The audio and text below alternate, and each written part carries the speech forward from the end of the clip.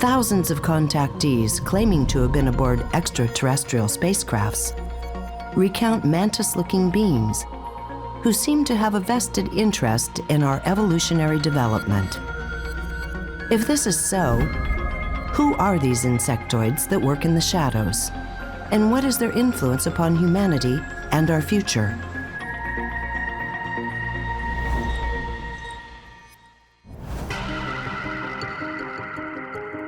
We see representations of insectoids throughout Earth's history, particularly with the Egyptian culture. There was other depictions of insectoid beings in some of the Mayan cultures, with some of the cultures that we see out of Africa. So I think they were, at times, teachers to humanity. And that's why these beings are currently being depicted throughout Earth's history. There was depictions of insectoid beings even within the Native American cultures, particularly the ant people.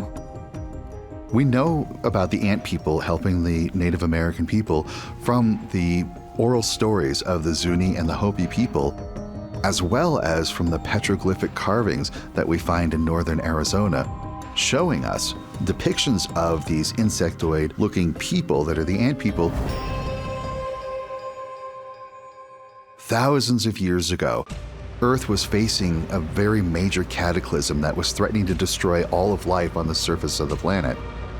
As this cataclysm was getting underway, the ant people came out from under the surface of the Earth and ushered humanity into these underground caverns and cared for humanity while the surface of the Earth was just being devastated.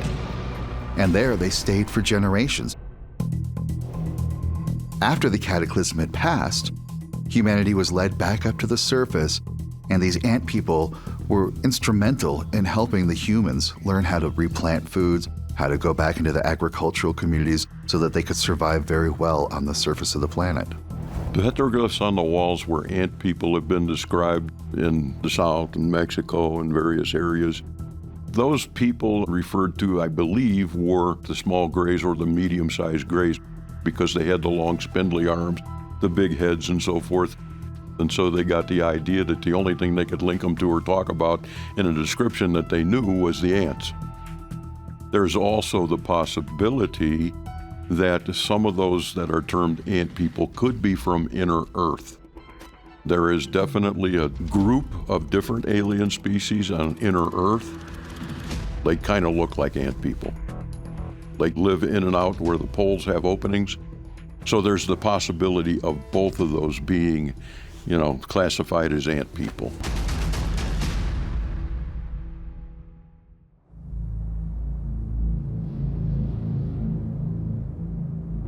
According to one nature photographer and art historian, there is a cliff sculpture in Colorado that commemorates when the ant people rescued Native Americans from two separate cataclysms thousands of years ago. While historical lore describe ant or mantis-looking beings inhabiting inner Earth, what do we know about their galactic origins? Where do these mantis beings come from? That's still kind of a mystery. We don't know if they've got a home world or if they're scattered throughout the cosmos in various home worlds. There are reports that they do have some bases here in our solar system, little planetoids or even on Mars, different locations. We have only interacted with the insectoids in a few locations, on ships and on the surface of Mars. You can assume that they have places they come from that are all over. It eventually becomes difficult for us to say they come from a planet. The ones that are negatively oriented are almost entirely seen on ships. We don't really see them running around some other place, having societies. We don't see anything like that. We see them doing jobs on ships. That's it. The ones that are free, the good ones, we see on the surface of some planets, such as Mars. The mantis beings are a physicality type that is seen in variations of forms throughout our universe and our galaxy. My understanding is they actually originated from a different universe, but have settled here in our universe. They were the beings that resided in the star system of Antares. They were considered to be the gatekeepers of the Antarian Stargate. There was a reason why they had to oversee this Stargate, because souls were allowed to pass through from Andromeda Galaxy, but they were not allowed to leave the Milky Way galaxy. Because once you made that decision to become part of the Milky Way experience, you had to make a commitment to be here for a while.